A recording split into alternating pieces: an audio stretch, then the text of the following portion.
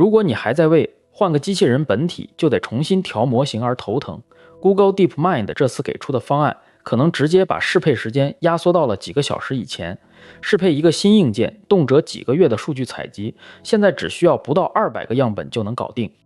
这中间的效率差距，就是具身智能从实验室走向落地的关键。这就是 Google DeepMind 推出的 Gemini Robotics 2模型套件。它不再是一个笨重的单一模型，而是拆解成了3个独立分工的智能模块：核心大脑 VLA 具身推理模型 ER2，以及轻量化的端侧 VLA 模型。这也延续了他们近期的发布策略，把大脑逻辑放出来做生态，把核心运动权限守得死死的。为什么它能变快？因为它把想做什么的大脑和怎么动的小脑分开了。ER2 模型负责拆解复杂任务，执行则交给专精动作的 VLA， 2层架构解耦，系统响应速度是业内主流方案的4倍。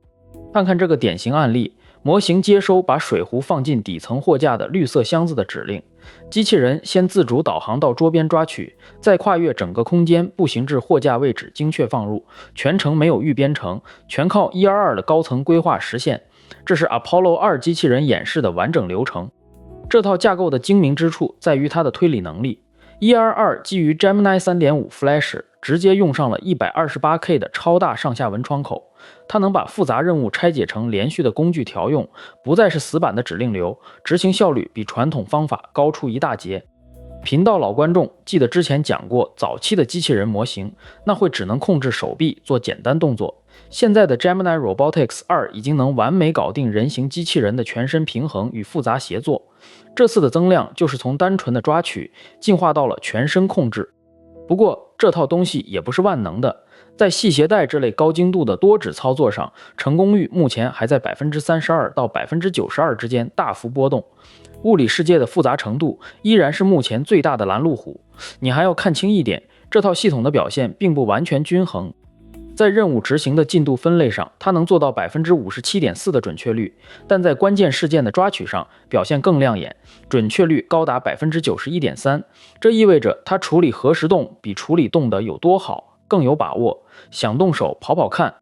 去官方仓库 clone 代码就行，记得避开 GitHub 网页端预览，那里目前有渲染报错。环境配好后，关键是把底层的电机控制接口注册成模型能调用的工具函数，别指望它能凭空学会你的私有硬件。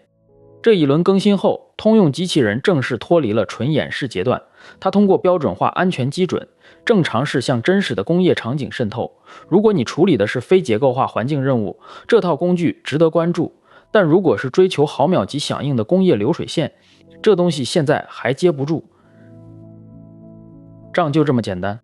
既然开源了大脑，那就利用好这套架构的泛化能力，剩下的动作适配交给时间去填平。从这一轮更新可以看出，通用机器人正在摆脱实验室演示，开始通过标准化安全基准向真正的落地场景迈进。这可能就是具身智能的转折点。